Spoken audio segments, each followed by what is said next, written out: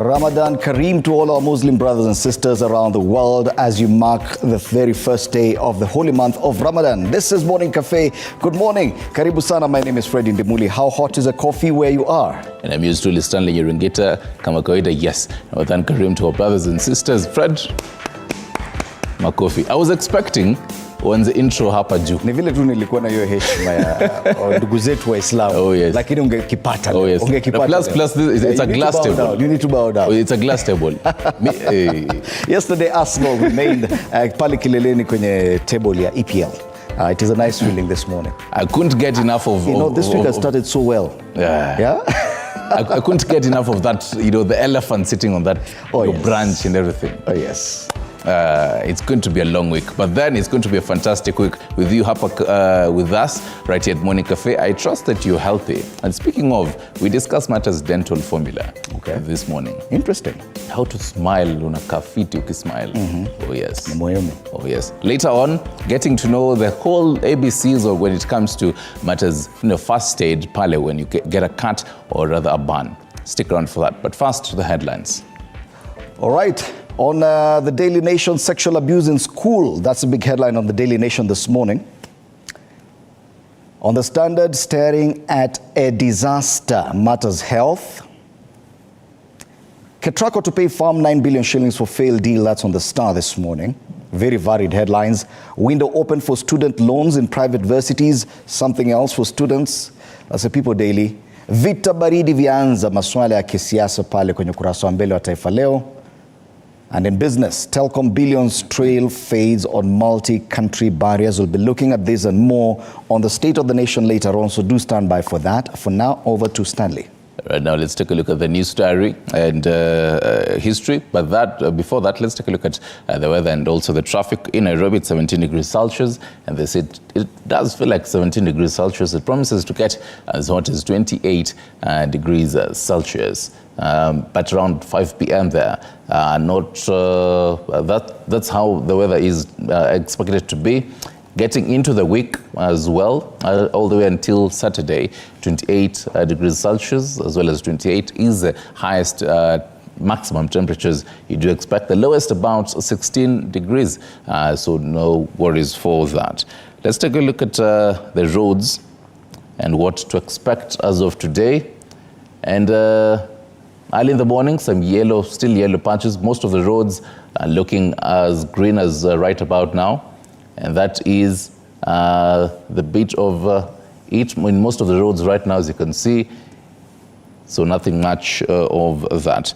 Let's get into the news diary and get to see what is expected as of today. So today we do expect Prime Cabinet Secretary Musalia Mudavadi will be representing President William Ruto at the Danish-Africa High-Level Dialogue. So the summit, which will be held in Denmark, is centered on the strengthened partnership between the Kingdom of Denmark as well as Africa. And moving on, the government will today launch the Global Hunger Index 2023 report at the University of Nairobi. So the theme of the report is the power of youth in shaping youth systems. The report is expected to indicate that global hunger remains too high and progress on reducing hunger has largely stalled over the years. On to the next page. Still on matters launching, and Cabinet Secretary, Minister of Trade, Rebecca Miano, will today be flanked by SMEs CES, Simon Chelugui, to oversee the launch of Supporting Access to Finance and Enterprise Recovery, or as acronymed SIFA project. So the government leaders to grace the event include State Department Investment Promotion, Pre-S Abubakar Hassan Abubakar, Kenya Development Corporation Director General Nora Retemo, among others. Still on matters launching, ICT and Digital Economy, CS Elidowalo will today be launching an ICT hub at the Tinderet Integrated Trainers College in Nandi County. And just to mention also, that was on our highlight, President William Ruto is expected to meet Kenya Kwanza MCAs at State House. And so the various parties in the alliance will deliberate on forthcoming activities of the Kenya Kwanza government. And that, in a nutshell, is the news diary. Could get into the Today in History now. Yes, and Today in History takes us back 12 years, 2012. A state funeral was held in Congo Republic's capital, Brazzaville, for the hundreds of people who were killed a week before when an arms depot blew up and flattened nearby buildings. Now the death toll from that blast stood at 246. The year is 2012. And that's Today in History.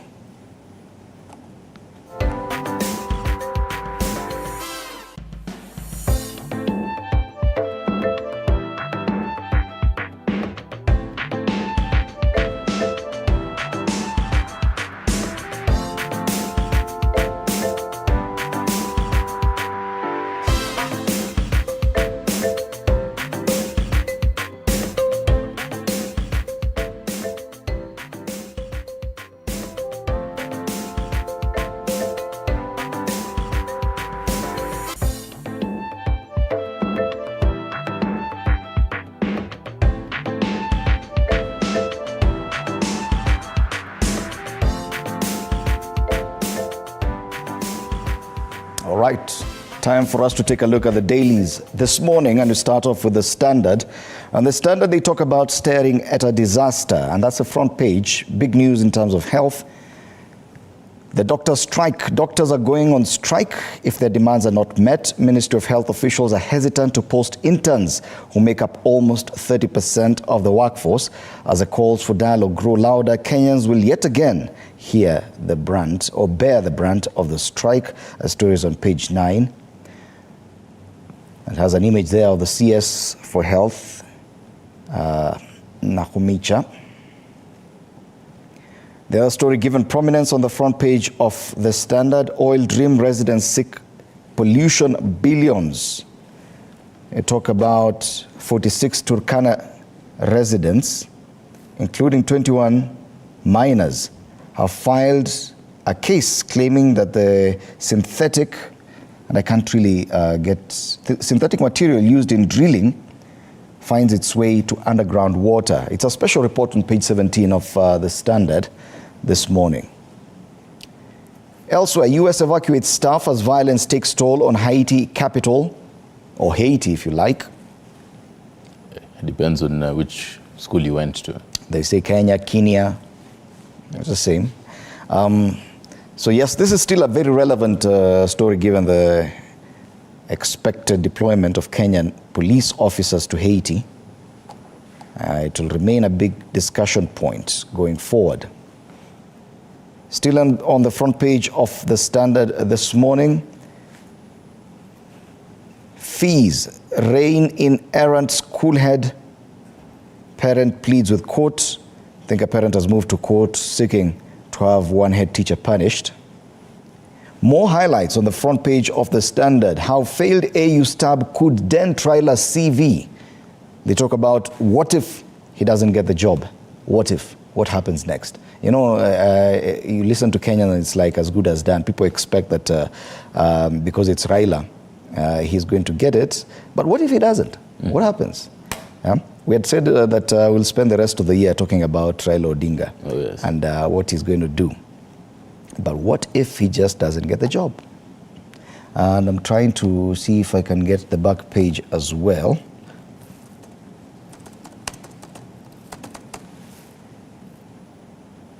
Right, still on the front page of the Standard, the Top Strip Academy Awards stars gather in Los Angeles. Elsewhere, county heads say move on NSSF illegal. And in sports, Tusker leave leopards with sour taste. I like the play with words. Tusker leave leopards with sour taste. Do you have the back page of the Standard? I'm trying to get it here. It's taking too long. Let's see if we can get it. And yes, that's the Standard this morning. We can take a look at another paper. Okay, yeah, I think I have it now. It's page 42. Yes? Matters Tusker, local football. Yes. Tusker leave AFC leopards with bad taste in the mouth.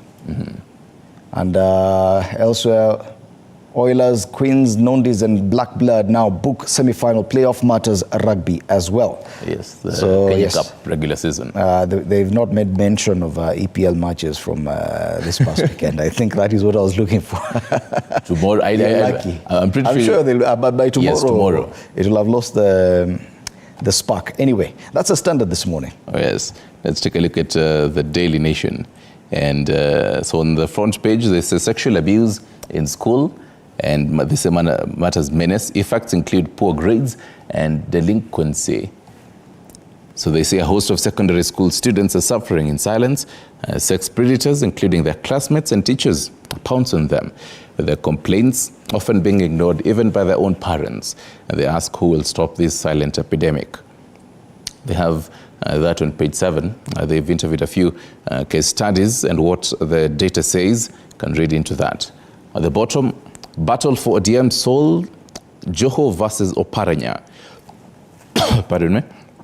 So in Oparanya's camp, Edwin Sifune's Dr. Buru Odinga, as well as Opio Ondai, Timothy Bosira, Simba Rati, Elsie Muhanda.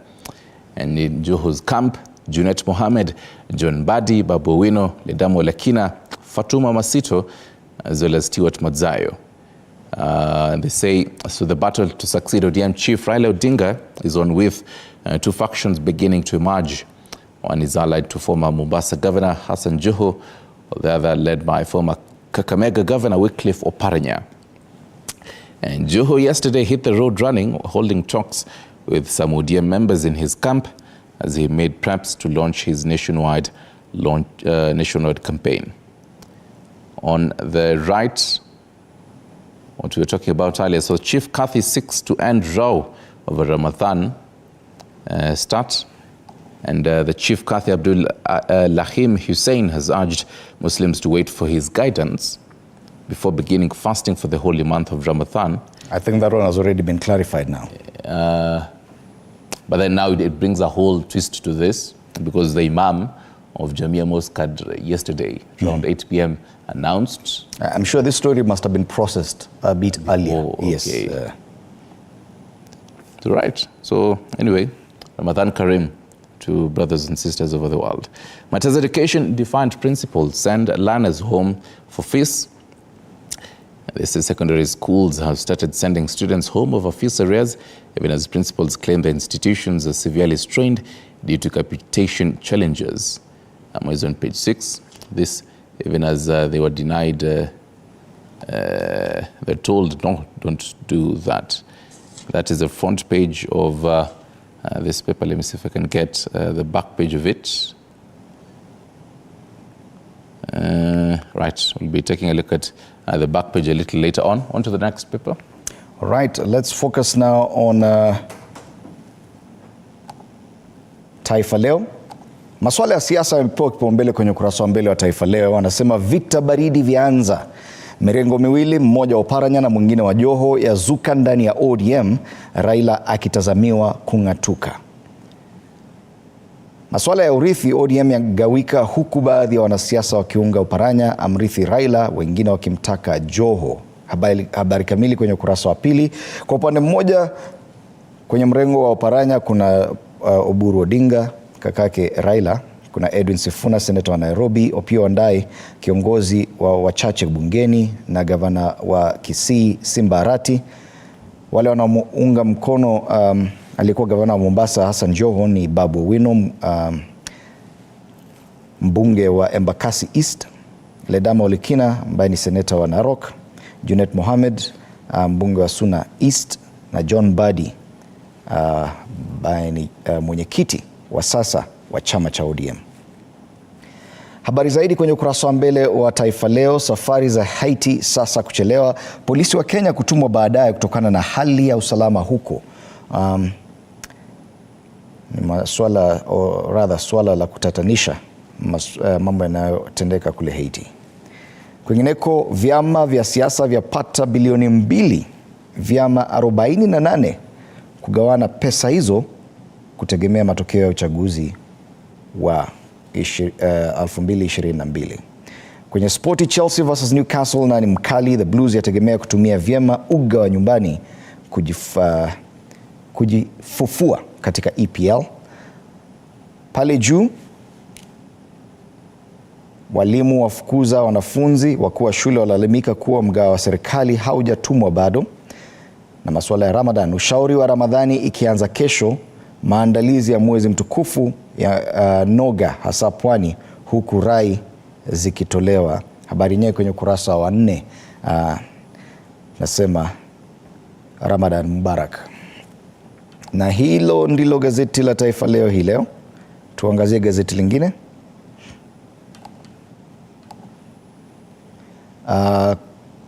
Tuangazie gazeti la Business Daily. On Business Daily, do you have a copy? On the Business Daily, sure do have a copy of this paper. They say matters telecom, billions trail fades on multi-country barriers. That's the big story. On the bottom, digital lenders seek CBK help to unlock 429 licenses. And on the ticker, end of an errors, Olaka exits KBA. And matters markets, Capital Markets Authority opens window for local firms to issue regional bonds. Let me also take a look at what is happening in Kenya. On the Star, Ketraco to pay farm 9 billion shillings for failed deal. And they say the breach of contract lands giant power company trouble with a Spanish power contractor. On the bottom, they take you all the way to Haiti. Kenya is to deploy 1,000 police officers to the troubled island nation, and they just give you how troubled this nation is with the photos there in Port-au-Prince. And that is Kenya in a nutshell. All right. As the papers are concerned. Let me take a look at People Daily. On the People Daily, they talk about window open for student loans in private universities. Government had locked funding to only public colleges, but law amendment gives learners the ultimate choice on institutions to join. The story is on page 4, and for every university student or parent, this is good news and something of interest to you. That's a big headline there. The other big story on the front page of the People Daily, MPs race against time to hire IEBC. You also have a mention of Chiloba, man with 9 lives. He got an ambassadorial job last Friday. Elsewhere, more highlights on the front page of the People Daily, how agencies are milking job seekers. And finally, America asks Kenya to speed up Haiti mission. Yes, tutakwenda kweli. That's the People Daily, and as we cross into the region, let's focus now on the East African, and it has a big image there of the current EAC Secretary General, Peter Mathuki, and the headline is, Why Mathuki Has to Go. President Ruto has nominated the EAC Secretary General to an ambassadorial post in Moscow at a time regional MPs kicked off a vicious campaign in Nairobi to have him sacked on graft allegations. So yes, he has been at the helm of the EAC for a while now, but indications are he's now moving to that ambassadorial job that he was nominated for on Friday, and the IALA Assembly has already kicked off a process to kick him out of his job. So I guess the president saved him. Other news on the front page of the East African, new hurdle in Raila AUC bid, and well, these are jitters. Draft rules that propose only women contestants, if passed, could block the Kenyan statesman from the coveted continental job. That story is on page 6 of the East African. Other highlights, Juba oil shrinks, economy tanks. President Kiir wants production ramped up as debt piles up, and cash crunch bites amid security and political uncertainty. Well, those are the main headlines on the front page of the East African, giving us permission to now officially cross the border. And we start off with Uganda. All right, let's real quick take a look at what is happening in Uganda, the Daily Monitor. You do have it there? Yes, I do have the Daily Monitor. It talks about government officials allocated billions for donations. Without policy guidelines, civil society leaders argue that 163 billion shillings, Ugandan money, allocated to 50 ministries, departments and agencies in donation kitty could be abused to reward loyalists, exacerbating poverty and poor budget planning. And a breakdown of the donation budgets: Parliament got 9.7 billion Ugandan money, State House 137 billion, the Premier's office 5 billion, prison 720 million. Okay, I guess the same issues they face in Uganda, we more or less face the same this side of the border.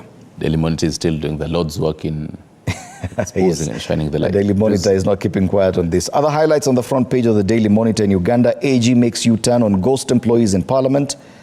Elsewhere, Ministry Defense choice of Kigundu for Lubowa works. And Muslims start month of Ramadan today. So I guess we're in agreement. And that's the Daily Monitor. The other daily in Uganda is a New Vision. And it talks about Ndiga clan head murder. Security raids 5 shrines. And you realize such news about clans, chiefdoms, and murders are very big in Uganda. They always make it to the front page. Yeah. And wow, Miss Uganda shines in India. This image is not so bad for a Monday. Miss Uganda shining in India, and you have the image of Miss Uganda there, definitely shining, not just in India, also here in Kenya this morning on the front page of the New Vision. And yes, those are just some of the headlines on the front page of the New Vision. Matters Uganda news. We can now cross over and take a look at another country. In Tanzania, a real quick matters, the transport system making big news. They say kibarua kigumu cha Kindamba UDAT atajiwa maeneo matatu ya kwanza nayo udokozi uchakavu wa mabasi yaongoza. Mcherengwa bosi DAT wataja kinachoendelea. Masuala mengine, jinsi serikali ilivyoshinda kesi zabuni ya mafuta. Kwingineko, still in Tanzania, let's take a look at the Citizen. And they say question swirl over ESC chief's early exit. But from that, Samia opens up on her journey in politics. And a quote from her: "One day my brother asked me what I wanted to be after my studies. I told him I wanted to become a flight attendant. He immediately discouraged me and told me, reconsider my ambitions." So Samia's ambitions. And they have her journey since 88 all the way to 2015. You can read on that on page 4. And that cues us now to the caricature this morning. Kuna gazeti kadhaa bado tujaangalia. Still on the Citizen? I mean, yeah, Tanzania. Tanzania. Kuna Citizen pale. I've taken a look at the Citizen. Yeah. The one that shows questions swirl over ESC chief's early exit. Yes. Yes. Questions swirling over ESC chief's early exit. Dr. Peter Mathuki was appointed to the powerful position 3 years ago, has been posted to Moscow as Kenya's ambassador to Russia. This is a big story because this is a daily in Tanzania talking about this. So yes, I'm shocked we are not talking about it in Kenya. In Kenya. Yes. Samia opens up on her journey in politics, and UAE firm ordered to pay Tanzania 10.9 million shillings. And because you'd mentioned other dailies, there's also the Zanzibar Mail. Matters Zanzibar now. There's millions to benefit from access to justice. And also US imposes sanctions on Zimbabwean president. That's what they're talking about in Zanzibar. Now you can safely go to the caricatures. Yes. This morning. On Daily Nation on page 13, do you have it on my screen? A photo of 2 gentlemen represented by doctors as well as the treasury, and each of them is saying, "Don't dare me." The doctor probably holding something that looks like a placard, and the treasury opening the pockets and saying, "Well, I don't have anything." That's on Daily Nation. On the Standard, on page 12, there you have it. Yes, on page 12 of the Standard, we have Matters football tournaments, and we have the CS for public service. kicking a can, branded MKP soccer tournament, and he says, let the games begin. He had the inaugural tournament this past weekend where he had invited a lot of senior government officials and other MPs, but very few showed up. Among those who were expected there was the deputy president, and he was to be the chief guest. He was never there. So he says, let the games begin. Oh, yes. On page 10 of People Daily, as we wrap up the newspaper highlights, can you prevent it before it happens? The common Mwananchi representing Kenya and asking a policeman who is quite in the deep sleep, snoring. And there's the Kenya police dealing with herbicide cases. There's Stano's take. So the expectation is, should it be reactionary or preventive? Yeah, preventive. Yes. Oh, yes. All right, those are the cartoons this morning. On the State of the Nation today, we'll be having a very powerful panel. As usual, we do this every Monday.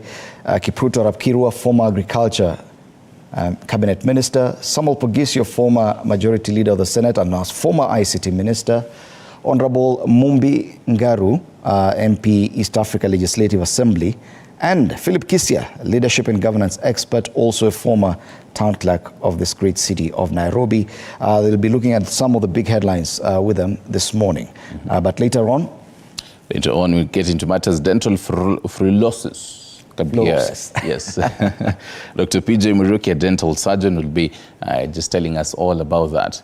And later on, first aid cuts and bans. Leila Wabwire, first aid training officer at St. John Ambulance, just giving us the whole tips for that. Talk to us on our socials, 22047 is our SMS number, at TV47KE on Facebook.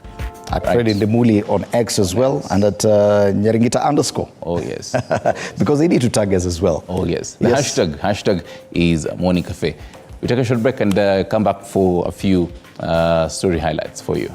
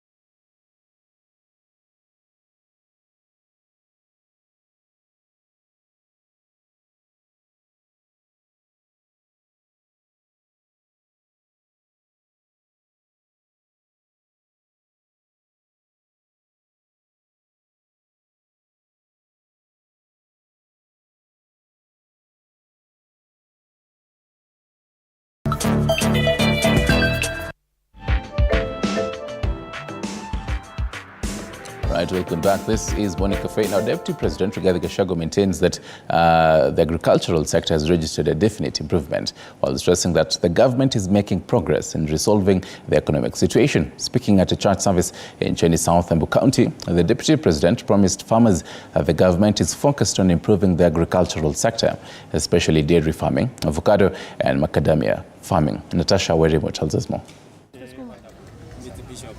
Speaking at a Thanksgiving service for Technical, Vocational Education and Training Principal Secretary Esther Moria at ACK St. Francis Siamanda Church in Cheni South, Embu County, the Deputy President assured farmers that the government is committed to addressing issues bedeviling the sector to ensure the farmers reap maximum returns from the business. Hapa Runyenjes tumeweka 800 million ya new KCC factory. Na tumeweka bei ya maziwa kuanzia 1st of March. Rais ameagiza 50 shillings tukiendelea mbele. So mambo yetu hata kama tumekwama kidogo vile tulikuta uchumi si mbaya. Tunaanza kuona mwangaza pale mbele. Deputy President Rigathi Gachagua will meet avocado farmers' representatives on Tuesday to engage them on pertinent issues they have raised recently and look into their concerns in order to improve their earnings. Siku ya Jumanne saa 8 nimeita pia officials ya avocado wakuje tuketi chini wanieleze hapa nipange. Nimewaita na Waziri Linturi tupange maneno ya makorofia avocado. The Deputy President noted that the agriculture sector has registered noticeable improvement. The macadamia farming has over the past few months experienced a lot of growth since the government suspended the ban on unprocessed nuts, with a kilogram of macadamia now retailing at 100 Kenya shillings. Mambo ya macadamia, mnajua tuliingilia. Bei ilikuwa imeteremka mpaka 20 shillings, mpaka 30. Mnajua ile kazi tumefanya, sasa macadamia ni shilingi 90, 100, 110. Kweli ama uongo? Na itaendelea kupanda. Hatuwezi kubali ishuke. For TV47, I am Natasha Wairimu. Now, the National Construction Authority (NC) has been urged to work with the relevant building construction engineers in the country in an effort to achieve solid construction without faults, even with regularly reported cases of buildings collapsing in Nairobi and other regions. So the Vice President candidate of the Institute of Engineers of Kenya, Butichi Hamisi, asserts that in order to enhance the techniques and procedures employed in construction, private developers must provide engineers more authority in building construction ventures. He emphasized that although the organizations in charge of providing approval and enforcing safety compliance during construction have ignored the consequences of building toppling, the moment was ripe for Engineers Board Kenya to step in and enhance the industry. The 21st of this month is the scheduled date of the Institute of Engineers of Kenya election. It is anticipated that 5,000 registered engineers will take part in the event. Most of these private developers, you'll find that they exclude the engineer from the process, from full process of supervision of the project. And as I said earlier on, that our structures fail not because of poor designs, it's because of poor implementation. When an engineer is not involved, the one who designed the structure is not involved in the implementation of the project, or is given some minimal participation in terms of for you to be facilitated to go to site, there's some cost involved. The issue of like resident engineer. How on earth would somebody come from UK or from China to be a resident engineer in this country? These are things that we want to address with the public institutions, those who craft these contracts, to make sure that we have our local engineers presiding over our infrastructure. Other engineers can come in through any other form, either as managers, project managers, but those who implement the project right from the resident engineer all the way to all the individual engineers must be, a bigger portion of it must be our engineers in this country. Meanwhile, the National Assembly Budget Committee Chair, who also doubles as Kiharu legislator, Ndindi Nyoro, says the budget policy statement for 2024-2025 is now complete, with the committee considering farmers across the country by setting aside a huge sum of funds to facilitate farm inputs. Nyoro says the committee also allocated a total of 6 billion shillings Kafi-Cherry Fund, which will guarantee farmers maximum amount. According to Nyoro, 26 billion shillings was allocated to facilitate employment of over 26,000 teachers across the country on permanent and pensionable terms. The government has also allocated 32 billion shillings to harness passports efficiency in the country. Na naweza hakikishia wakulima wote tumeweka pesa ya begu hata ya cotton, BT cotton seed, tumeweka pesa mpaka ya begu ya sunflower seed kwa sababu tunataka pia to grow our edible oils within the country. But one element is very critical.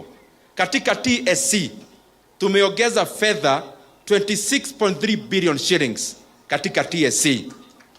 Na hiyo pesa tumesema wale interns wale waliajiriwa hapo awali na serikali 26,000 of them, we want them to be confirmed on permanent and pensionable terms. Bado kuna fertilizer inaruka hapa Uganda. Kuna bado makatel, lakini hiyo mambo yote tutatatua. So mimi nataka niwaonye mapema wakora, tumejua mambo yenu. So mjue, ukisikia mimi nikisema ujue niko na fax. Na tutashika mtu. Nataka kusema in the next 3 months hii mambo ya passport tukishikana na Ndindi Nyoro tunamaliza na kila mtu atapata passport within 1 month akiapply. Na tumesema kwamba tunataka watu waende huko nje. Mheshimiwa Rais ameniambia tuhakikishe kwamba watu 1,500 wameweza kwenda kazi huko nje, waende huko Australia, waende huko Germany, wengine waende huko USA, wengine waende Canada, na hiyo ni program yetu ya labor migration.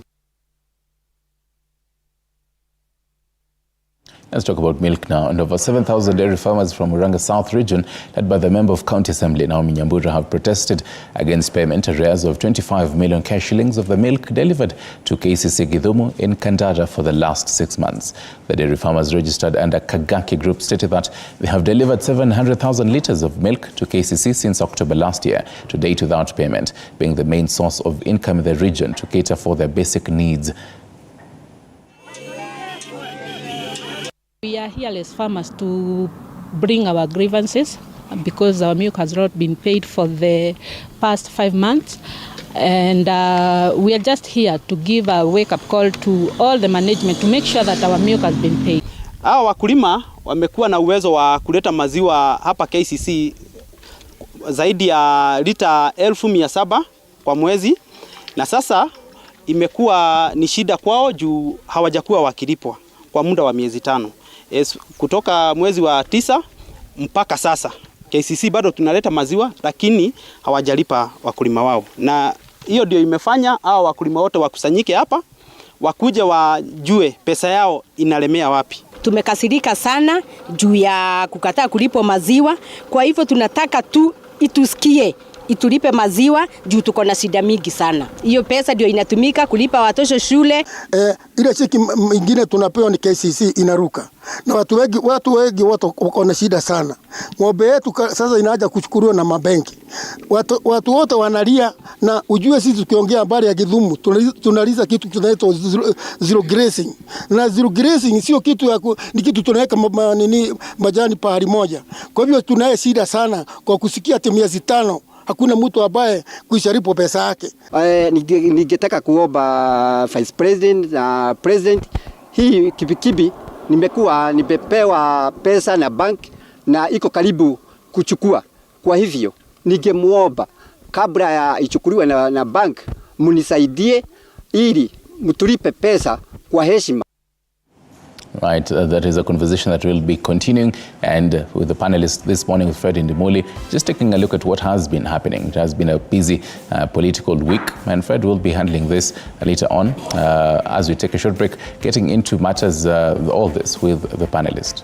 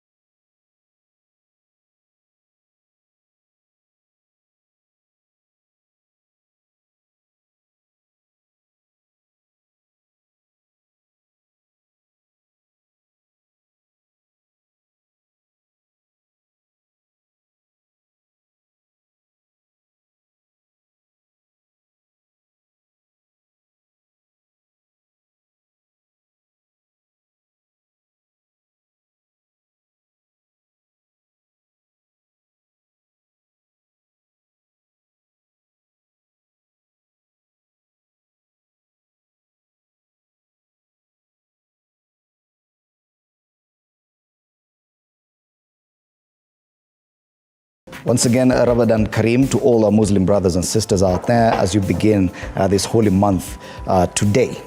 This morning, as always, we have a very powerful panel, and allow me to introduce them, beginning with the only lady on the panel, Dr. Mumbi Ngaru. Karibu sana. Dr. Ngaru is a member of the East Africa Legislative Assembly. Former member of the East Africa Legislative Assembly. Karibu sana. Also, you've served as a mayor. Yes. Of Thika Town. Yes, Karibu sana. It is a pleasure to have you in studio. Kipruto Rapkirwa, a very familiar face to this panel, former Agriculture Cabinet Minister. Philip Kisia, leadership and governance expert, also a former town clerk of this great city of Nairobi. And last but definitely not least, Samuel Pugesio, former Cabinet Minister ICT. Good morning, karibuni sana. A lot is happening in the country, and I want us to start with something briefly, and because you're here, probably you'll help us understand what's happening in the East Africa region and some of the politics that's playing out.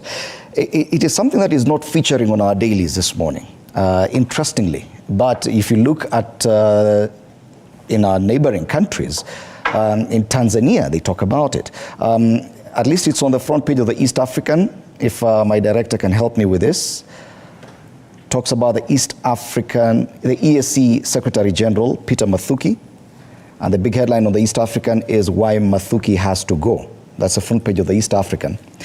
President Ruto nominated this EAC Secretary General to an ambassadorial post in Moscow on Friday. At a time, regional MPs kicked off a vicious campaign in Nairobi to have him sacked on graft allegations. It does not feature in any of our dailies this morning in Kenya. But if you look at the Tanzanian paper, the Mwananchi, sintofahamu kuondoka katibu mkuu EAC, kwenye ukurasa wa mbele wa Mwananchi. And still in Tanzania on the Citizen, it's a big headline. Questions swirl over EAC chief's early exit. Dr. Peter Mathuki, who was appointed to the powerful post 3 years ago, has been posted to Moscow as Kenya's ambassador to Russia. We do have, I know Borakiro is also a student of international relations. So, but let's start with you, Dr. Ngaru. What's happening in East Africa? Because this is unexpected. The kind of politics that plays, and Kenyans, we rarely get to interact with the kind of regional politics at this level. We focus too much on our own. What could be happening with the EAC? Thank you very much, and thank you for remembering me. It's my first time, and it's good that you've put me up with my former, we are still friends, but I've worked with all the great gentlemen here in different capacities for maybe over 20 years, some of them. And it is true I've been a member. I was in third Yala. Okay. Dr. Peter Mathuki was my colleague from Kenya, out of the 9. We were 9 and he was one of us. And then he got the position of the SG. When it comes to East Africa, and when you take oath, and my colleagues here have taken oath over some kind of office, you try to protect the country. But the nomination, even at that time, was a shock to us. And we said, okay, we will support it. We don't know why. And it is not a shock to us because... What's happening now is not a shock to you? Okay. We are not shocked because during our tenure, and Kenya was a very, very strong team. Many times, when you get one of us as panelists, and any one of us can be seen carded by anybody to make sure that they bring the agenda of another country forward, and you are Kenyan, that is not a very good thing. Okay. However, I was in the assembly during the official opening. And at first I thought maybe there was something I wasn't getting. Because the member who moved a vote of thanks I'm talking about Tuesday last week. Yes, when the EALA had its assembly in Kenya. Yeah, the official opening. The president, His Excellency, was there. He's the one who did the official opening. And the member from Uganda who moved a vote of thanks. I would show you a question I asked a former speaker who was just sitting in front of me. I said, isn't what he's saying supposed to be done during the during the discussions on the floor of the House, thanking the president? He turned it into a debate. And during that presentation, it was about some inconsistencies, and it was actually reporting the SG to the head of state in his presence. And you could say it's something that was arranged. And when my colleagues here, including the clerk, knows, when that kind of thing happens, the deal is done. And it would appear the deal was really done. The deal was done. Because days later, he gets an ambassadorial appointment. Yes, we were shocked, Ada, but that day, I was with my former colleagues from Kenya, about 4 of us. We said, the deal is done. Okay. Well, I may be a student of international relations, but some of the things are done in boardrooms, away from the public glare. And therefore, my worry is that even the headline in Tanzania is not really depicting the SG well. And therefore, if somebody is posted or is supposed to be posted, acrimos will go ahead of him or her. And when there is such aspersion cast on the character of the person, it doesn't assist us in any way to promote the interests of Kenya in Moscow. And I hope the face-saving decision that was done by the president, because it can't be anything else, will assist him to have soft landing. Otherwise, when somebody has a scandal, good manners demands that that person should be cleared of all manner of suspicion or questionable reputation before he's given a chance to go to another place, because that is making the whole issue of appointing the individual look like we have some kind of tricks beyond what we presently see. Okay. Bonankisia, looking at the papers over the weekend and even today, Kenyans appear least interested with what's happening at the EAC. That says a lot about what we give priority to. This issue, this is a Kenyan involved. Even in Tanzania, they find it necessary. They are talking about it. It's on the front pages. How come Kenyans are least interested? Does it say something about our interaction with our neighbors at this in the region? Fred, you are the best person suited to answer that question because you are in the media houses. We are not in the media houses. But allow me to comment. Media is simply a mirror of what we're talking about. Just allow me to comment. No, you're supposed to go beyond what you think the media, the community or the society is thinking about. But let me say this, Fred. I'm not surprised because that is who we are. We are, like you've said, we are a community of people with bad manners.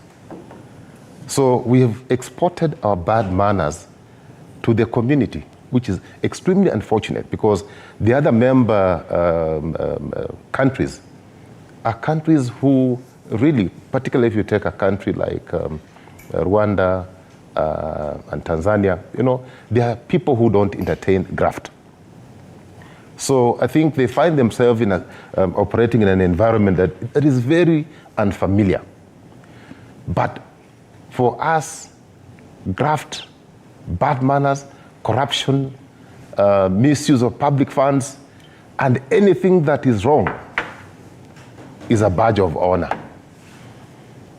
So I was equally not surprised when my president, my friend, William Samoei Ruto, appointed somebody who has been accused of very serious crime, corruption.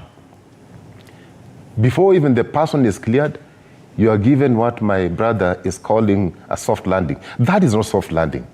You've just been accused of serious crime, corruption.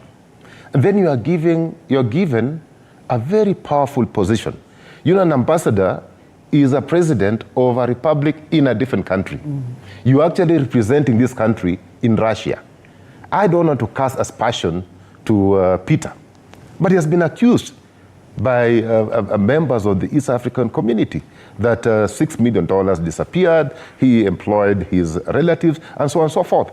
Those are things that cannot be associated with somebody who holds the position of a high commissioner or an ambassador, because you are supposed to be as white as a peeled potato. But this is Kenya.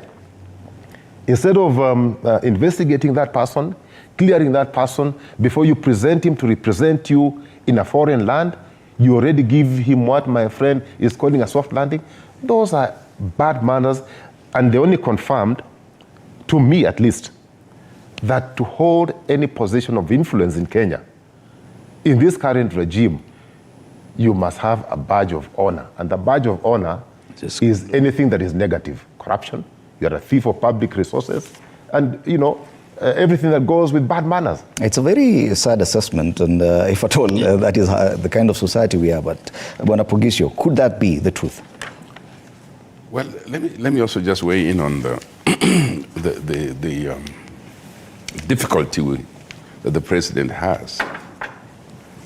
Here is a friend of yours who has been basically accused, and he's a high-ranking person in government, in your government. And to save face, you have to kind of make it look like you're putting him somewhere. And what do you think quickly? Maybe as far away as you can do, as you can give. And probably a place where our newspapers don't get there or something like that. You try to get the person some advantage. But everybody knows, when you know it, you know it. And if it is true that the person is being accused, you propose the name. And I don't think this is conclusive. You propose the name. And then he's not the only one in that list, by the way, who could be questionable in character. That list of ambassadors proposed. But propose the names and let them deal with the consequences of those proposals.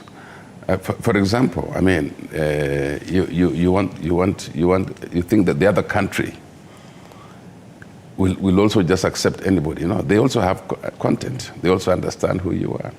And the vetting process, of course, is also going to be questionable at the vetting process. But if I were a person of international nature and I was given a job at a very big, let's say in a very important economic bloc like the EAC, and my name has been taken through mud, I wouldn't take another international job.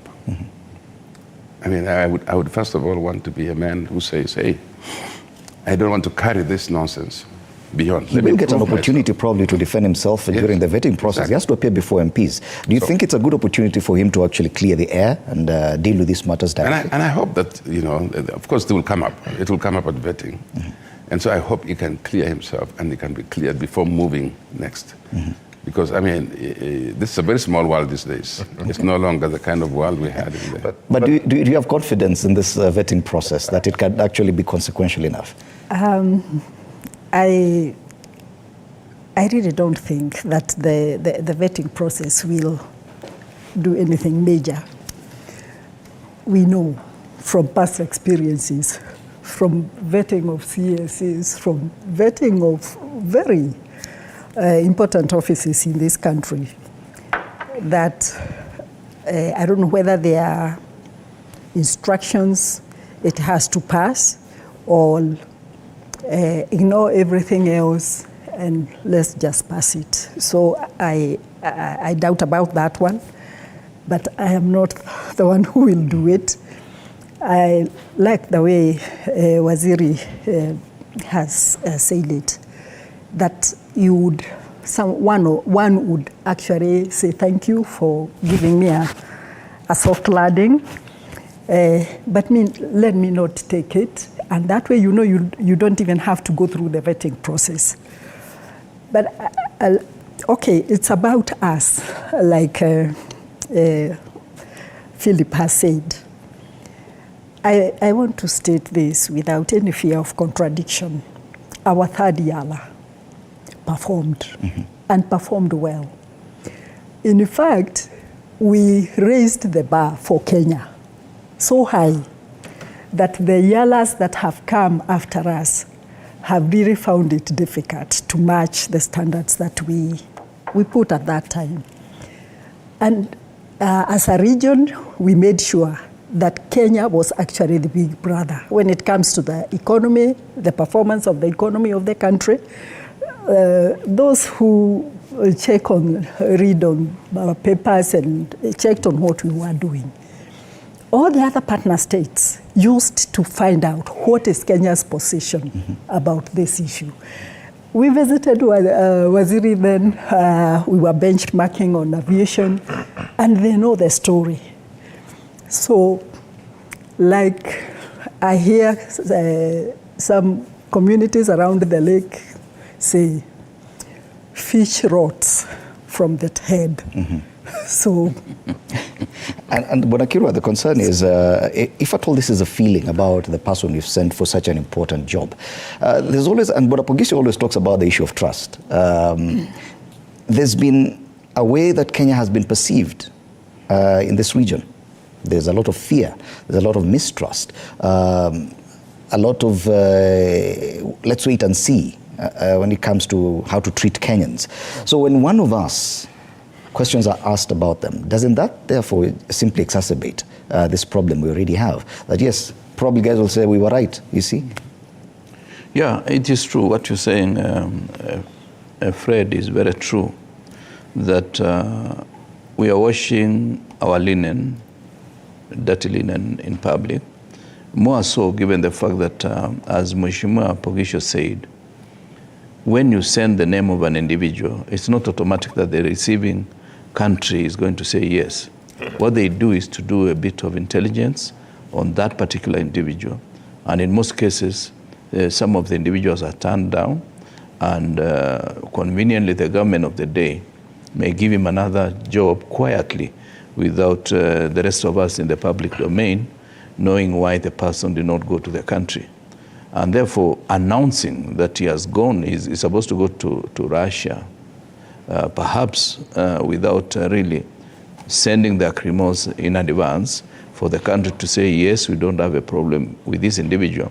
One is misadventure on the part of the administration. Two, it is also setting a bad example. We already have a bad name in the region, but we're also making it worse by ensuring that somebody with questionable, he may be a clean man, but why doesn't he clean himself?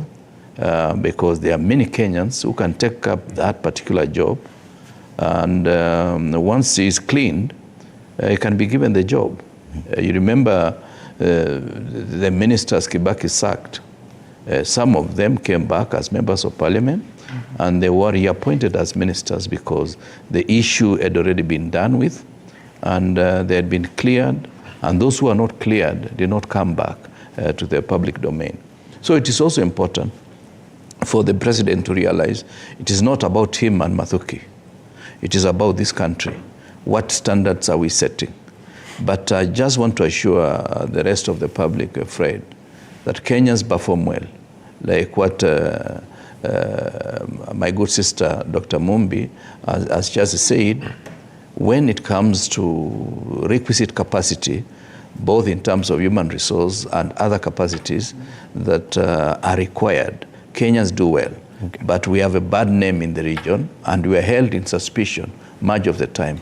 And we should not be encouraging the regional players to say, yes, we are confirming this is another issue in Kenya, because that is going to catch the headlines when the guy goes through the, what do you call it, the process of vetting. But even if he resigned now, he declined the position, it will mean he's remaining in East Africa. and therefore he is going to be vilified, and it will be almost a double-edged sword against the government of the day and also against him, because his profile has actually been raised more by appointing him to that particular position. Okay. Mwanakisha, you wanted to add something to this?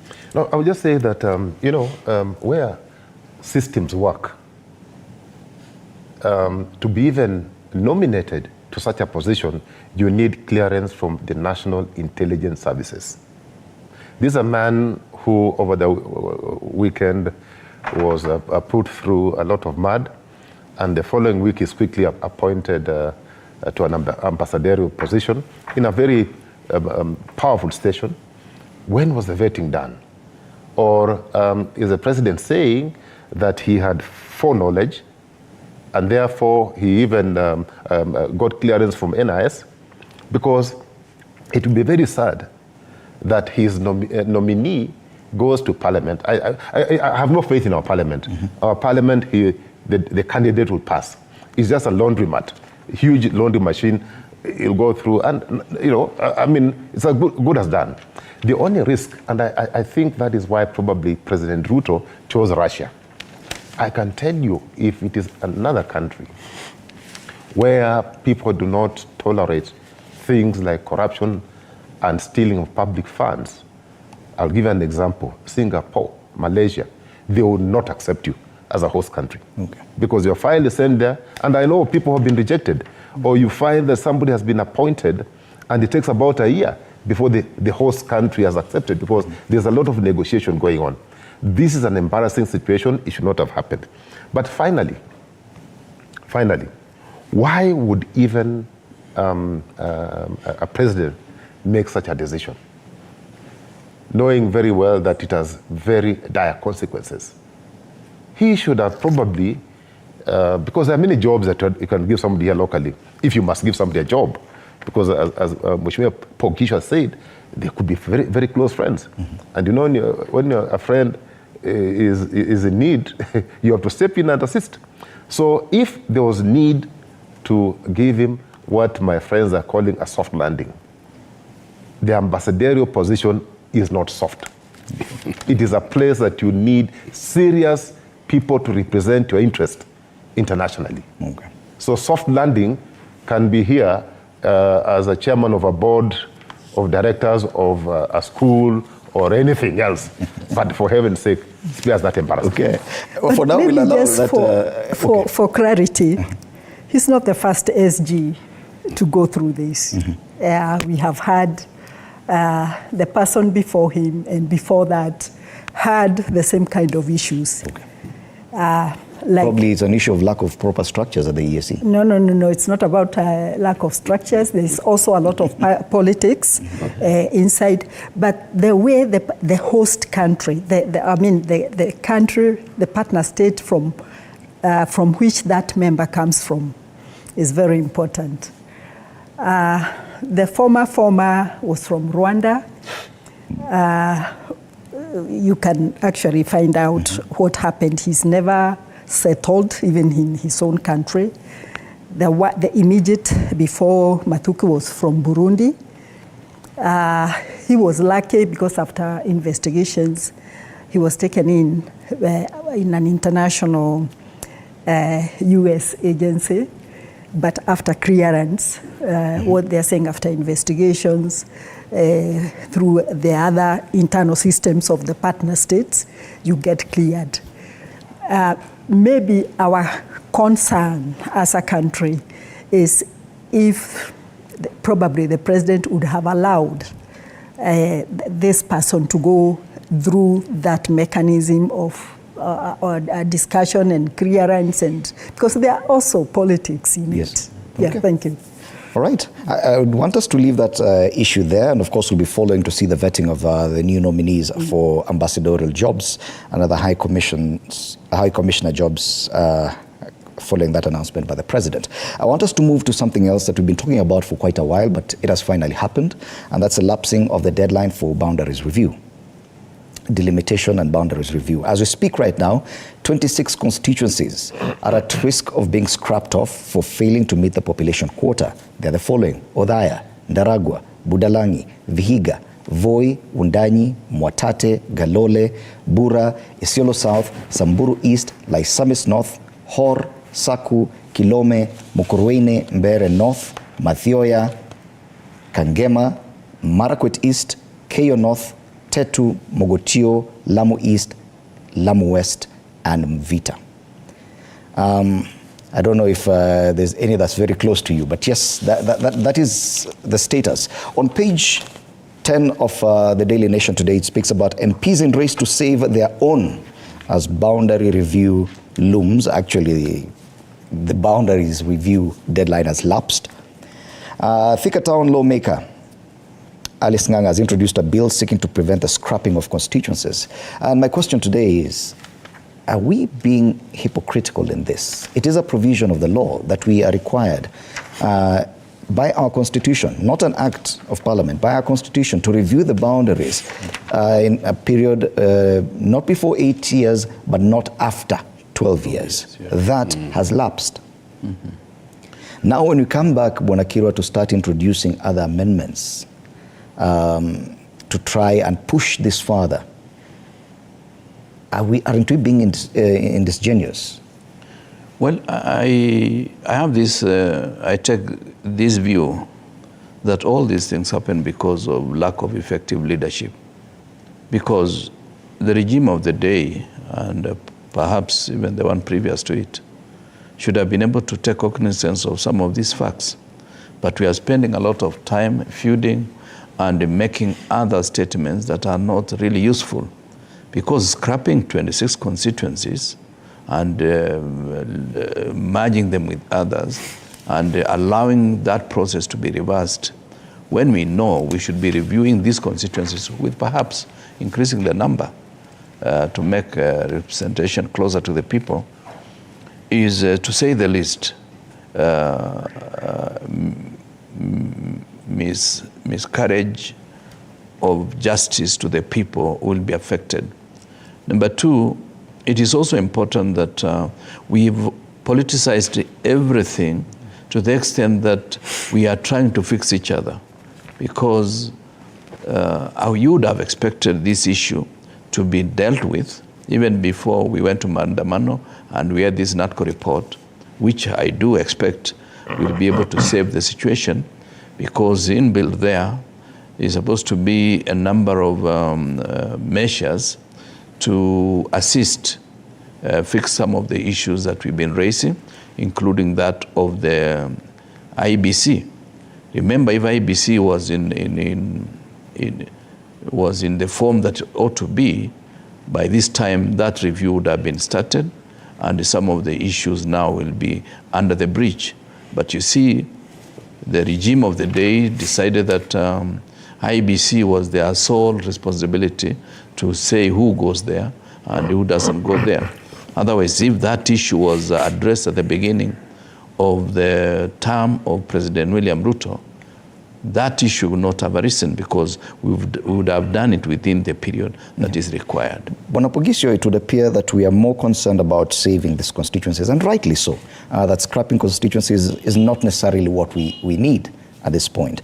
But it is a requirement by the Constitution. It is the basis of representation that some constituencies are overpopulated, meaning that even the resources sent to them are not enough for them. We should not just focus on the few that have a smaller population. If at all the issue is that boundaries review is such an uncomfortable issue for us to handle politically, shouldn't the approach therefore be to amend the Constitution and remove this provision of 8 to 12 years and just leave it open, instead of every time we just look for loopholes to sidestep a process that we set for ourselves? Fred, I think, Fred, that this is our own doing, that we decided some things are more important than others. And this is a very important thing that we ignored completely. And coming now at this hour to try and save it, already overtaken by the constitutional time frames. And it's just another way of trying to please people, the Wananchi, because you know you had so many years to do this. Members of Parliament were sworn in how many years ago? Maybe more than a year ago, right? Yeah. And you've never heard about this thing being brought to be dealt with. And now, after the fact, somebody is trying to rush to save this thing. I sympathize with the Wananchi who are going to be affected, but I think we didn't give it. I think there are people who don't want it to be sorted. I think there are people who just want this thing completely to. Maybe there's a good way that people want to reduce the number of constituencies, but it will give us a very bad image. Yeah. But it comes the same way as many other things that have come. That our political survival, first, is more important than our legislation and our constitution and all these other things, that we don't care about it. So if I was in one of those constituencies, for example, like the member for Thika Town, is it Thika Town? Mm-hmm. This is what I would have been shouting about from the very beginning when I was sworn in. Mm. Not to wait until now.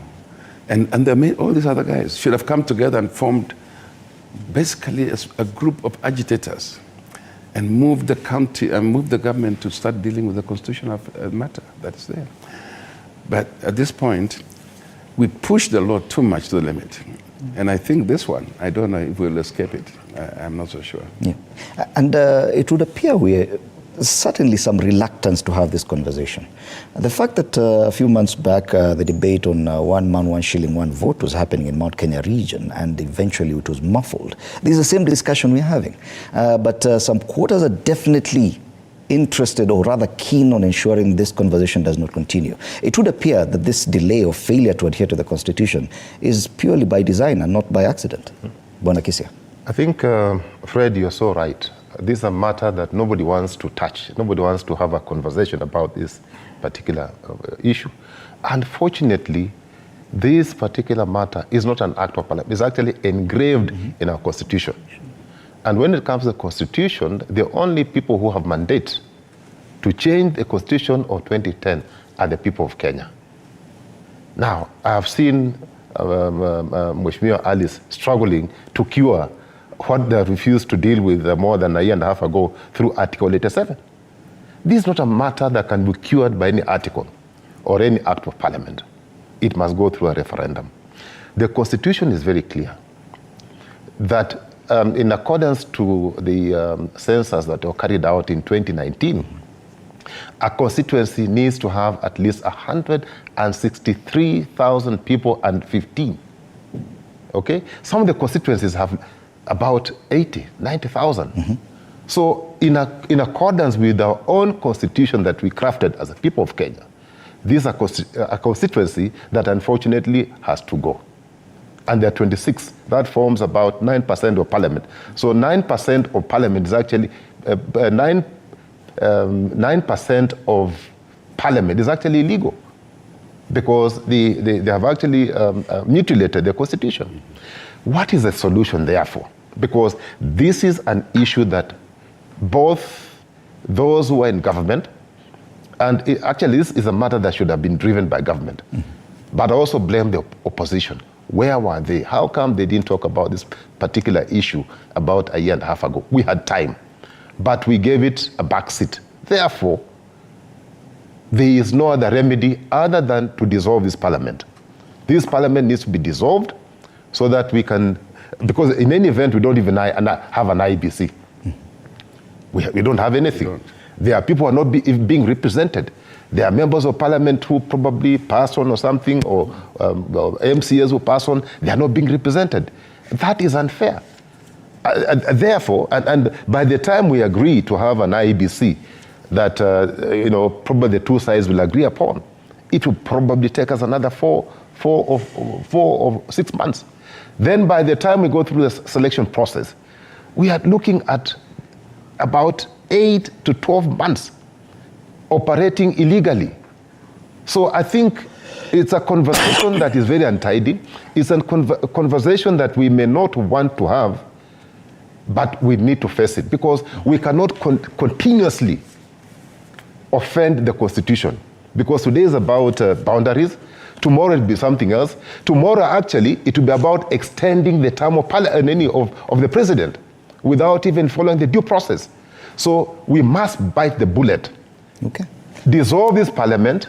Let's have an interim government to run our affairs for maybe 24 months as we sort out the mess. Okay, but this conversation about the limitation of boundaries, probably people are having it in different ways, different terminologies.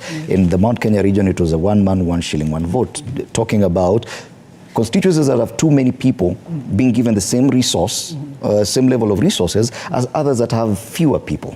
But that conversation died at some point, meaning there are people who are keen not to have it continue. Thank you, Fred. Thika Town is my constituency, is my home constituency. Alice is my member of parliament.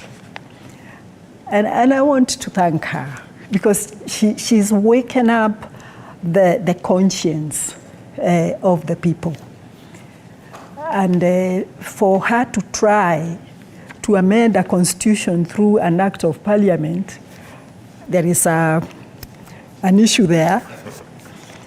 And therefore, from where I sit, I almost feel like the country is on an autopilot. We are surviving by the grace of God. One of my colleagues talked about a 9% of some illegalities in parliament. I will speak from a gender perspective and say we've not even gotten the 1/3, so that's another area. We are also on autopilot. You look at the composition of the executive. So questionable, we are also at autopilot. So this idea of how do we just take the bull by the horn, dissolve the whole thing, suspend everything and have men of courage and wisdom to say we've messed ourselves up. Put ourselves together and form some kind of a transition arrangement for us to have the courage to form a foundation, still using the 2010 Constitution, because it's good and it only needs a few kupanga pangwa huko and then it will be okay. But where shall we get those men of courage and wisdom? Women. And women. I doubt whether we have them in the current in the current parliament. Sometimes I miss their caliber. Because one like Mheshimiwa Kipruto Arap Kirwa is somebody who would not just look at the region he comes from. He would look at the establishment then and tell them, it's not right. You are not caring about the country and not about a region. Mheshimiwa Pogiso, because I know him, I've been to his constituency, I've worked under him, and no wonder they are out. Sorry to tell them that, because from where he comes from, he would tell their establishment then, this is not about the region I come from, but it is not good for the country. We don't have people who can dare open up and tell the king, you are naked. And this is where we're having a problem. And when I say this, I'm not only talking about the current. Even from the political parties we come from, you find very few people who will talk to their party leader and tell them, though this is the position of our party, I think there is this and this that we should be open up to. And let me give an example of when we were being voted to go to Yala, because I had a problem. I am in ODM and from Central Region, and the Central Region wants person who is related to their political party. I remember calling Waziri and asking him, Waziri, I'm looking for your vote. He told me, Mumbi, you go. In fact, I'm campaigning for you from your region. You don't have to belong to my political party. But how many? would have that open mind. So even from the political party point of view, we are all put in a box, and it has very few breathers that you will know, you will speak the language of the political party.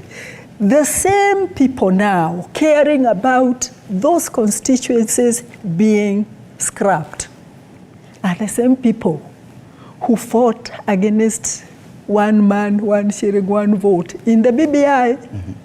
So what is different today that was not there last time? It's because they were trying to please somebody to help them get in. And I am told, and I know, because I'm still in the office, that they get warning. Don't bring that thing here. Yes. So clearly there's some people who are not interested in having that conversation. Yes. Okay. It's not an agenda in this. Okay. Time for us to take a break. When we come back, we'll be looking at whether or not we were too idealistic in crafting this constitution. And now we are not able to meet some of the provisions that we set for ourselves. That after the break.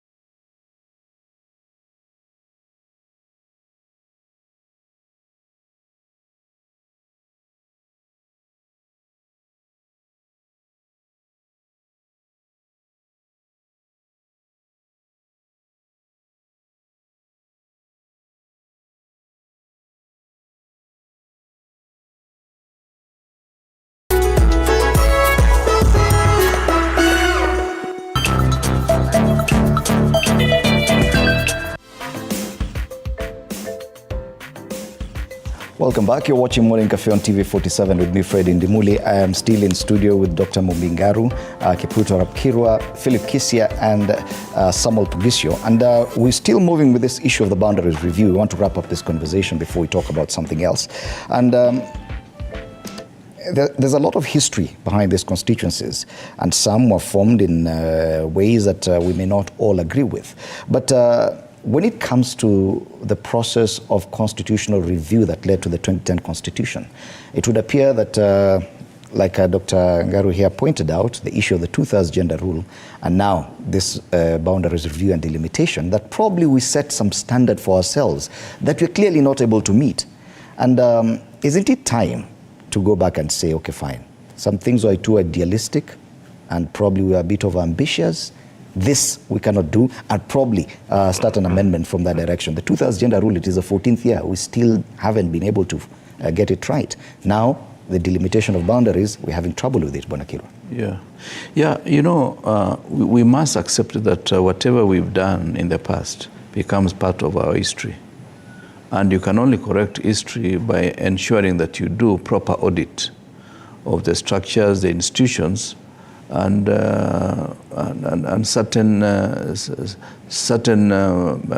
legislation, including the issue of the Constitution, I've always maintained, yes, let's not just do blanket amendment of the Constitution, but let's do an audit. Where this Constitution has served us very well, we retain those particular aspects. Because remember the old Constitution, we amended, I think, 34 times in a period of about 40 years, which means almost every other 1.5 years, we were going for an amendment of the Constitution. So this one, it has served us for the last 13 years or so. What we need to do is to do proper audit. Ask ourselves, were we too ambitious about the population? Because it is not the population alone that is a factor of constituency formation. There are other factors, geographical. There are others like certain complications, the land mass, because in some of the areas, like North Horr constituency, it is like from here to my former constituency, Cherangani, 400 kilometers from one corner of the constituency to the other. And therefore, if you just maintain a population as a factor, you are disadvantaging so many people. In between, there may be few manyatas where a member of parliament has to travel for 2 days, given the fact that the terrain is not as friendly as it ought to be, and so forth. So my take is leaders, once you're given that position of leadership, you must be alive to it, that it is not you. You've been given the burden to take care of our interest. And therefore the leaders today should have also been able to look at this issue, because I don't think all these constituencies ought to disappear. Okay.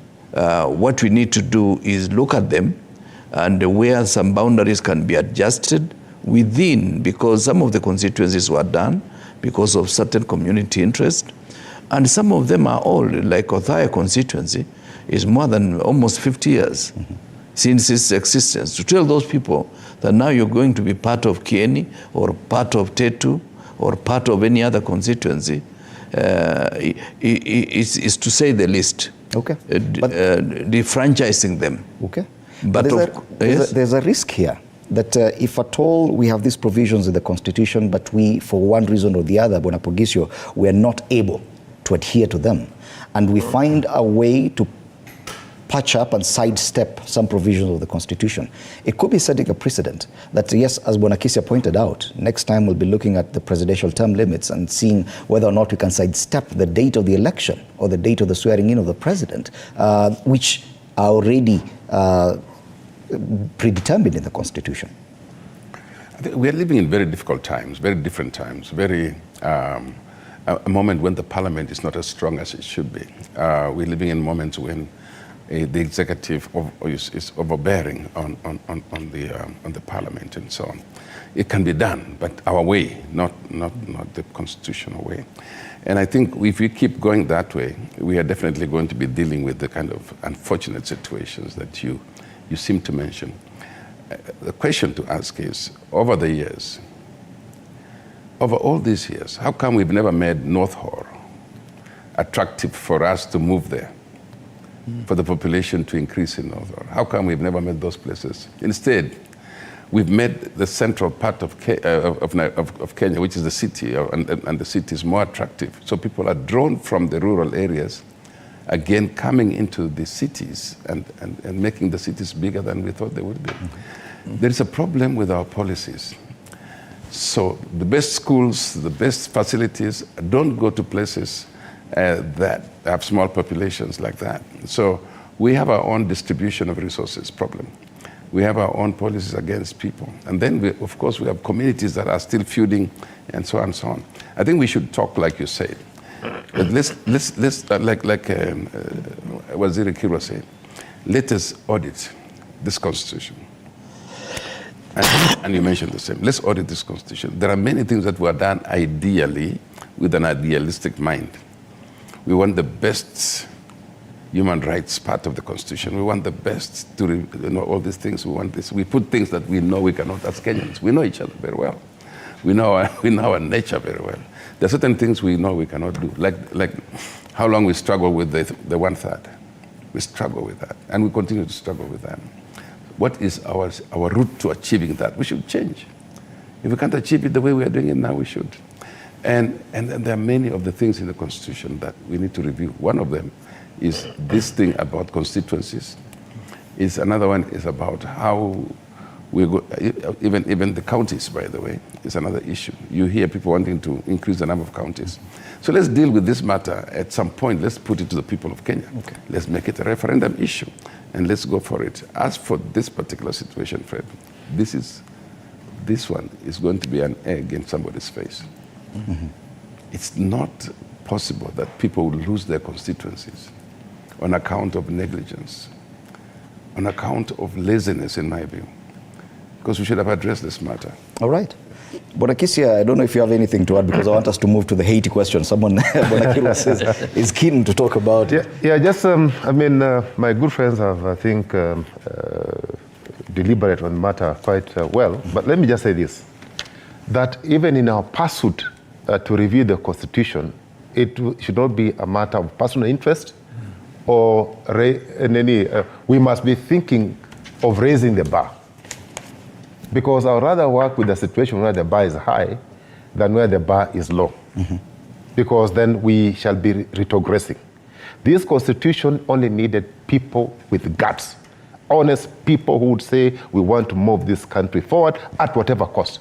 Because the people, and it took us many decades to come up with the Constitution of 2010, people who are well versed in law, people who are very versed in constitutionalism, looked at this document, and we finally agreed that this is the best document that we can have for this country.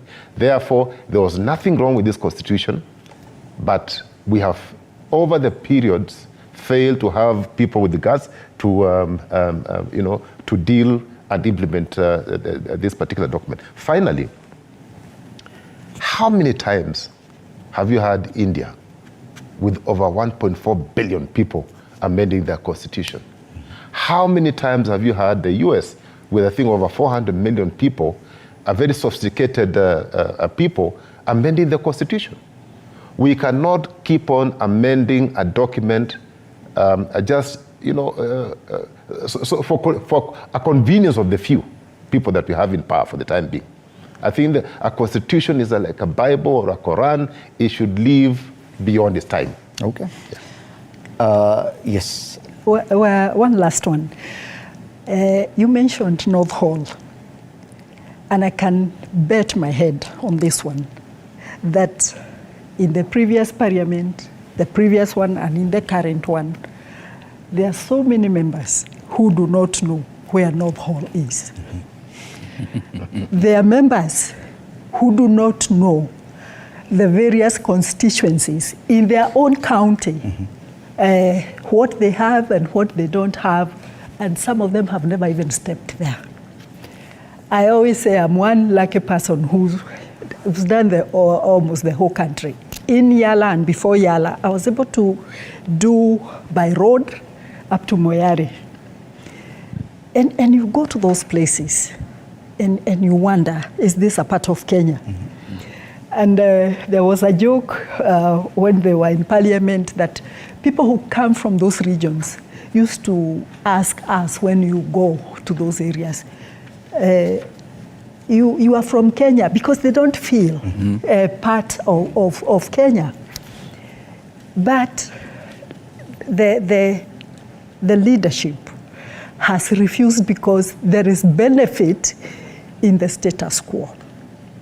When they go fly on choppers to those areas and find a few people put together, and they are told how great they are working, and they are asked to raise their hands, and that is called public participation, as we have put it in the Constitution.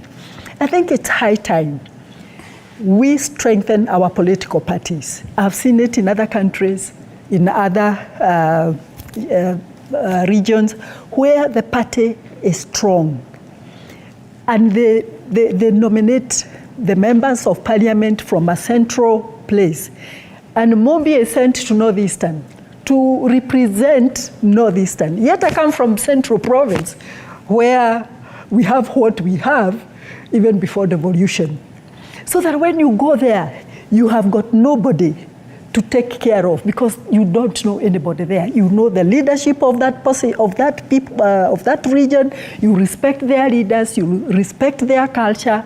You will see to bring them to the level of the rest of the country. Okay.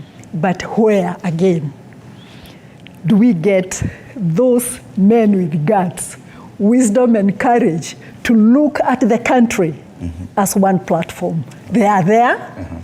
I can tell you they are there. But the method of putting them into positions of leadership in this country is wanting. Okay. I think we can rest that conversation for now. We will revisit some other time and probably dedicate the remaining few minutes to discussing the issue on what's happening in Haiti with the ongoing crisis. The United States yesterday was airlifting non-essential embassy staff from Haiti as the country spirals further into gun violence. Gangs have taken over the airport, police stations, prisons. The Prime Minister is still yet to find his way back home and plans to deploy 1,000 officers from Kenya to go and assist are still in progress. Bwana Kirwa, this is an issue of interest to you. Well, it's of an interest to me because there are a number of parameters which are not right. One, we've not asked ourselves, which language is spoken in Haiti, apart from some few people speaking English. And many of our soldiers either know English or Kiswahili. And if you are taking somebody to a place where it will be like fish out of water, what are we doing to our girls, boys and girls? I've said it is good to do an international duty, and it is good for the name of the country and the president, but we cannot do a duty when we are going to allow our children to be subjected to murder, to be killed in foreign land. Whether the 14 billion is sufficient for us to take our children there is not the answer, because it is immoral. And apart from what Americans are doing, evacuating their own staff, they are talking of non-essential. And you do ask yourselves, who are these people who are non-essential in an embassy? And you are enforcing security, which means they are bringing their own military people to their staff. And our boys and girls were supposed to go and guard certain installations, including embassies and so forth. And if therefore Americans are taking their own people, and the Prime Minister has not yet gone back, and the airport is not approachable because you cannot get to the airport, how are they going to land our soldiers or our policemen and women? This is something that is worrying me, and I really want to, I know once in a while the president has time to watch TV 47. I just want to request my brother William Ruto, please do another business, but let our boys and girls not go to Haiti. Okay. It is a request from an elder, and we don't want to kill any person to be killed, even one askari. There is no money that can be equated to life of an individual in Kenya. Let us have some sense of togetherness that as a country, we care about our people. Okay. And allow me to play the devil's advocate, because when it comes to the issue of language that Wanakiro has raised, we've previously sent out military to places where we do not share language. Yugoslavia, for example. Even in the DRC, part of there are areas that don't even use Swahili. Should language really be a hindrance to such missions, Bwana? No, let me explain myself. You know, the policemen are going to keep peace, and there's no peace. Mm-hmm. But the other ones are going to reinforce some kind of peaceful situation when you send the military. And the language is different, because if I came to TV 47 and I have no language of communication that I'm getting to the studio, somebody may block me thinking that I'm a dangerous person entering TV 47. So the language for policemen is critical, but for the other military people, it is okay, because it's the language of the gun. They have to bring peace. You know, there is peacemaking and peacekeeping. Policemen are supposed to maintain. They are not even about to keep peace. They are supposed to maintain peace, which means the peace is in existence. You know, there are 3 stages. You you create peace, you keep peace, then you maintain it in the status of a peaceful situation. Okay. Yeah, and of course this is the first time that we are sending the police to an international assignment. But the situation here has absolutely nothing to do with whether you speak the language or not. Like he says, it is if it was the army under an umbrella of the UN or something like that, you're mixing with people who understand. There will at least be a number of people who understand the language that you're going to speak, because you must have people who go on excursions and things like that to check out what the situation is. Our Kenya police are not prepared for that. My fear is even bigger than that, is that the situation in Haiti is such that Kenyans should now be asking the government not to send their kids there, because nobody is going to receive them to begin with. Secondly, you can't even land there. You've seen the prisons, and so there are more criminals out there from the prisons. And so the situation is just such that that's not an assignment you want to take at the moment.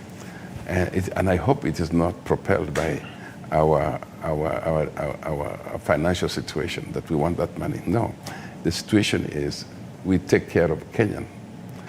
And that's the duty of a government, is to protect and keep Kenyans and whatever resources they have. So I do want to concur with my brother here that maybe this is the time for Kenyans to also start talking about it. It may be attractive, money-wise, it's dangerous.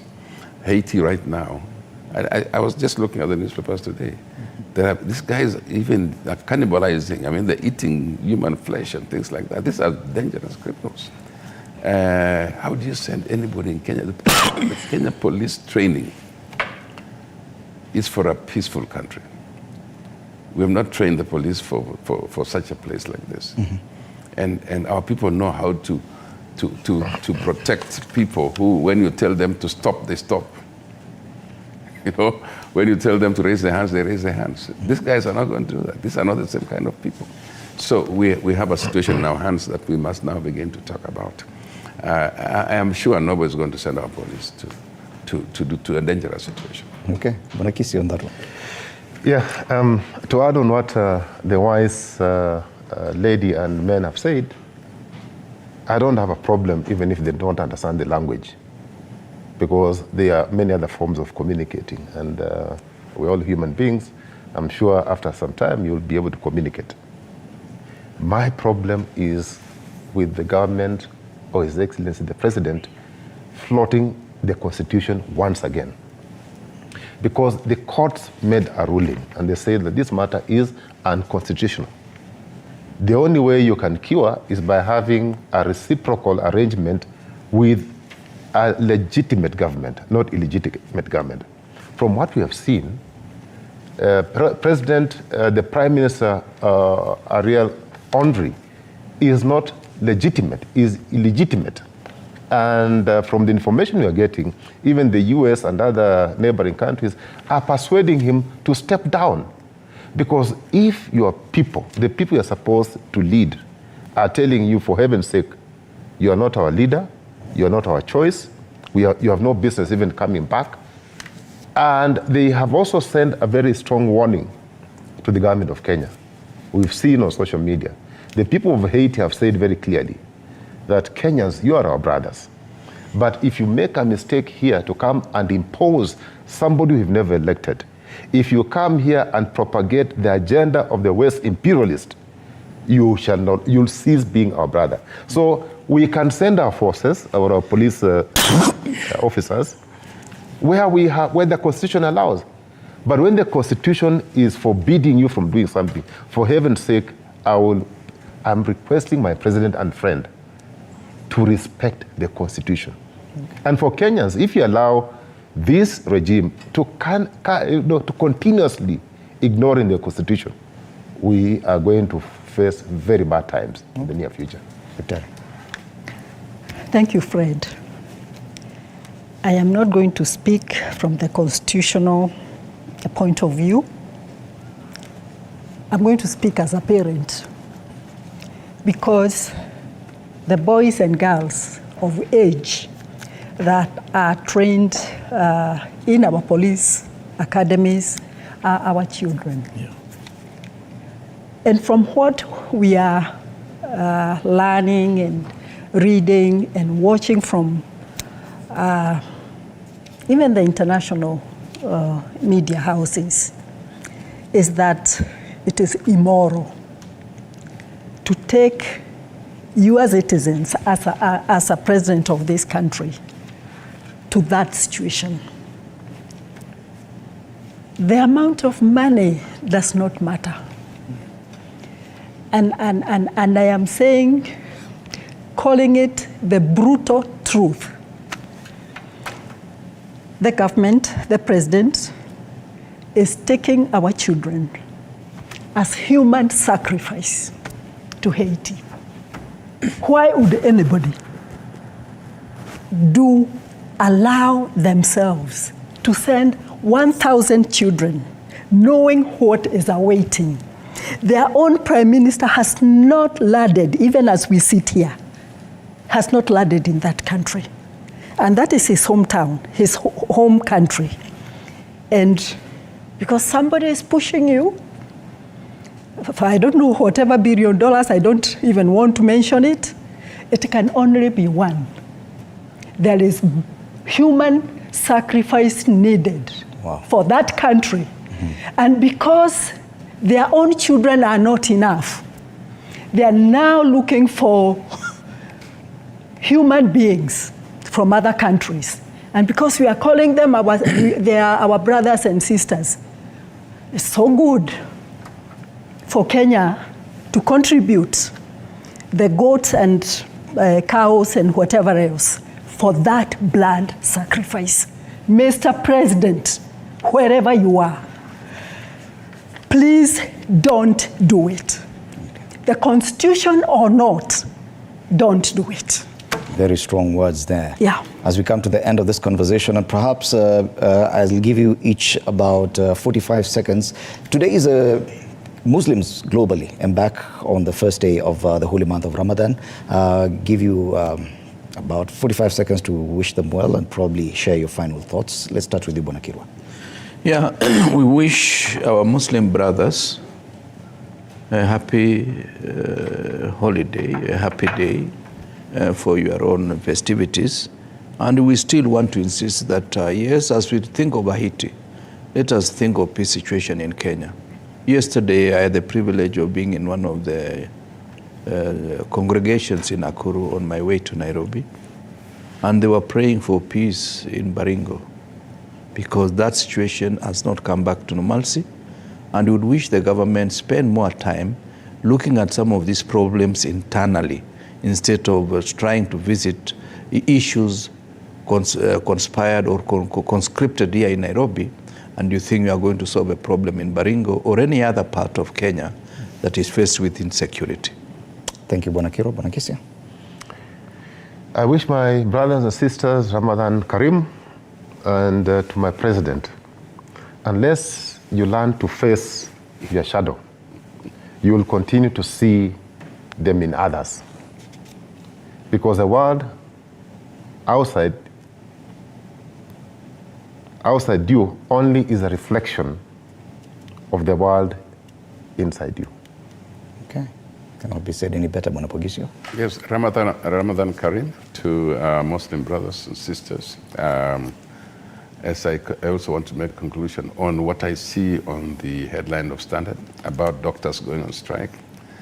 That situation needs to be dealt with immediately. And I don't know why we've reached where we are. I hope it can be sorted because I know the suffering that comes from doctors going on strike. Okay, thank you. Finally. To my brothers and sisters in the Islam faith, I want to wish them Ramadan Karim. It happens that it is also to the edge of Easter in the Christian faith. And it is time to reflect in ourselves, about our country, about peace, and about our caring of the many areas of our lives. To them, I join them I may not be a Muslim, but it converges in many ways.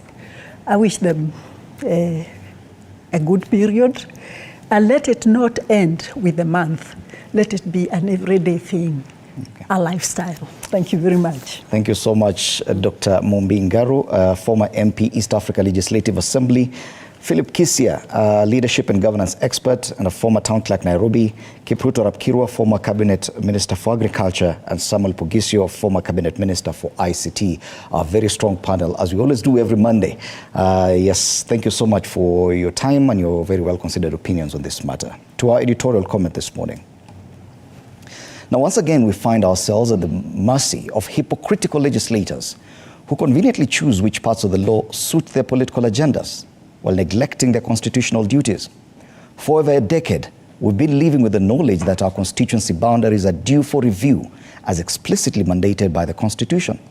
The Constitution requires the IEBC to periodically review the names and boundaries of electoral areas, ensuring equitable representation and resource distribution in accordance with the population growth. They should do this at intervals of not less than 8 years and not more than 12 years. Now let's rewind to the very first review in 2012, where 26 constituencies were allowed to exist despite failing to meet the population quota. The understanding was clear. Their existence as recognized electoral units was contingent upon the next scheduled review, which lapses this month. Now MPs are scrambling to patch up a short-term remedy that will extend this anomaly further. How can we allow legislators to cherry-pick which laws to uphold based on their political convenience? If it is deemed too inconvenient for our political landscape, then let's have the courage to amend the Constitution through a referendum. But to flout the laws simply because it doesn't align with our short-term political gains is an affront to the very foundation of our democracy. We must ask ourselves, what is the point of having